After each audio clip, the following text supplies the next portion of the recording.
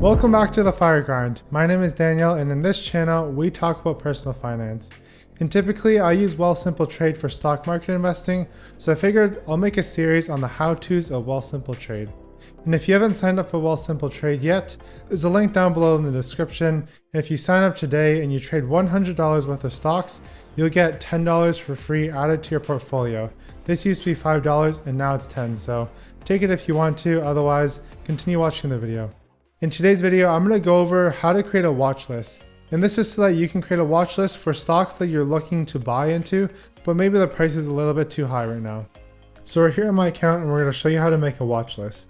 In order to make a watch list of stocks, you actually have to know the different types of stocks that you want to watch. So let's say I want to watch Cineplex. I'm going to go in the top right corner and click on this magnifying glass. Then I'm going to search up Cineplex. And once that company pops up, we're going to click on it. So you can see that it's got a ticker symbol CGX. When you click on it, this is the information on Cineplex. It shows you the charts as well as the different metrics that they track. And in order to add this stock to your watch list, you're going to click on this eyeball icon in the top left corner. And there, it's added to my watch list. So we can go and see my watch list if we go back to the main portfolio, scroll all the way down to the bottom.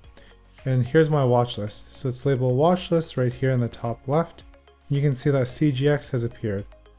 If I want to stop watching this stock, then I'll click on CGX, or you can search for the stock and you hit the eyeball icon again.